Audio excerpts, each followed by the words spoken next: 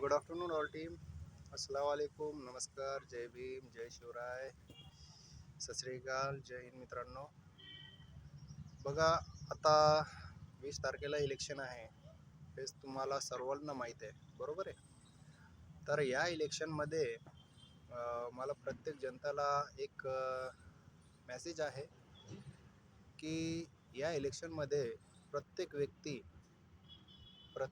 व्यक्ती आपल्या कुटुंबातील जी येणारी पिढी आहे त्यांच्याबद्दल विचार करून आपलं मत, आपलं वोट टाका. आणि एक विनंती अशी आहे की कोणताही व्यक्ती, कोणताही समाजाचा असो, कोणत्याही जाती धर्माचा असो, तर प्लीज जाती धर्मावर वोट करू नका. काही पैशासाठी, काही वस्तूसाठी आपलं मत विकू नका. अन्यथा एक लक्षात ठेवा, ते वाटीवर रसा आणि 5 वर्ष बोंबलत बसा, म्हणजे असं म्हणण्याचा अर्थ होता माझा.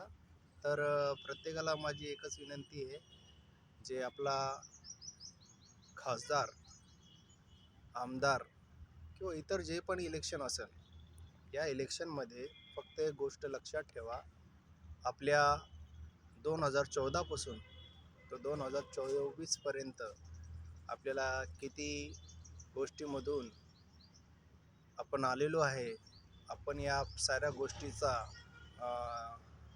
आपल्याला किती वैताग झालेला आहे.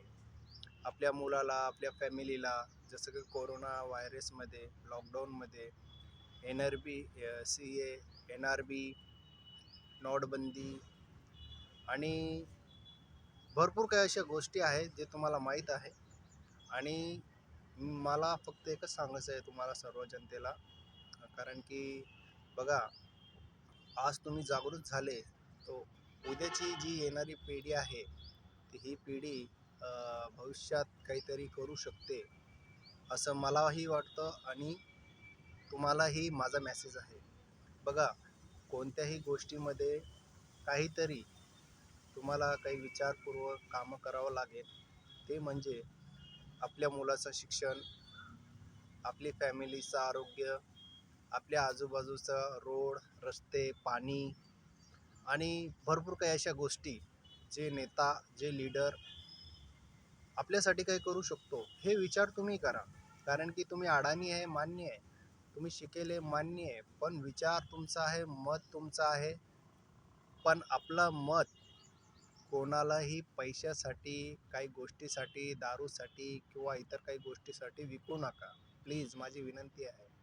आणि नेता असा निवडा जे गल्लीपासून दिल्लीपर्यंत आपली समस्या, आपले प्रॉब्लेम जे आहे ते नेऊ शकतो आणि प्रत्येकाला एकमेकाशी त्या गोष्टीसाठी ते लढू शकतो. असा नेता बघा, ते शिकेल पाहिजे, सुशिक्षित पाहिजे आणि टॅलेंटेड पाहिजे. तर असा नेता तुम्ही निवडा. ते कोणत्याही समाजाचा असो, कोणत्याही जातीचा असो, त्याच्याशी काही घेणं देणं नाही आहे.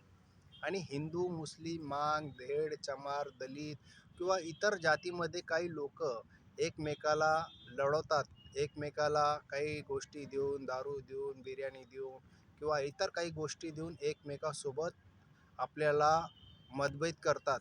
तर या इलेक्शनसाठी आपले मतभेद करू नका, आपले चांगले रिलेशन खराब करू नका, अशी माझी विनंती पुऱ्या जनतेला आहे. ठीक आहे, अशी माझी विनंती आहे तुम्हाला सर्वांना. आपले मतभेद आपल्या या इलेक्शनसाठी, आपले रिलेशन, आपला मित्रपणा, आपली नातेवाईक किंवा आपले आजूबाजूचे जे परिसरामध्ये जे चुकीच्या गोष्टी घडणार आहे, हे घडू देऊ नका. कारण की इलेक्शन 5 वर्षात एकदा येतं. या इलेक्शनासाठी आपले पर्सनल रिलेशन खराब करू नका, ही माझी विनंती आहे सर्व जनतेला. आणि तुम्हाला असं वाटत असेल की यार, माझ्या या गोष्टीमध्ये काहीतरी खरं आहे आणि मी योग्य बोलतो आहे, तर मला लाईकही करा, कमेंटही करा. आणि मला सर्व लोकांचा फक्त काही गोष्टी पाहिजे, म्हणजे ते खऱ्यावर तुम्ही, खऱ्याचं जे व्यक्ती असन, जे नेता असन, जे लीडर असन, तुम्ही त्याचा साथ द्या. जे काम करणारा असन, ते आपल्या साऱ्या गोष्टी ते इथून तर पार्लमेंटमध्ये ते बोलू शकतो असं नेता तुम्ही बघा, शिकेल बघा, चांगला बघा. तर आपल्या देशाचा, गल्लीचा, गावाचा, तालुक्याचा, जिल्ह्याचा आणि आपल्या देशाचं नाव होऊ शकतो. आणि माझ्या या मेसेजमध्ये काही चुकलं असेल तर आय एम सॉरी, बट माझं कोणाचं मन दुखायचं नाही आहे. ठीक आहे. जे पण मी बोललेलो आहे या गोष्टीवर सर्व लोक विचार करा. आपलं मत योग्य व्यक्तीला द्या. ते कोणत्याही समाजाचा असो, कोणत्याही जातीचा असो, याच्यामध्ये काही प्रॉब्लेम नाही आहे. फक्त तो शिकेल पाहिजे, काम करणारा पाहिजे आणि आपल्यासाठी उभा राहणारा पाहिजे आणि काम करून देणारा पाहिजे. असा नेता तुम्ही बघा. ठीक आहे. कोणत्याही दारूसाठी, बिर्याणीसाठी, पैशासाठी आपला मत विकू नका. Please please please. ओके. नेता चांगला निवडा. येणारी पिढी तुमच्या हातात आहे. जर तुम्ही योग्य मत योग्य व्यक्तीला दिला तर आपण काही करू शकतो. अन्यथा तुम्ही 2014 पासून तर 2024 पर्यंत जे वैताग, जे काळ गेलेला आहे हे सर्वांना माहीत आहे. आज तुम्ही बघू शकता कोणताही नेता बेरोजगारीवर बोलत नाही, कोणताही नेता सुशिक्षित शिक्षणावर बोलत नाही, कोणताही नेता नोकरीवर बोलत नाही, कोणताही नेता फक्त बातों की दुकान.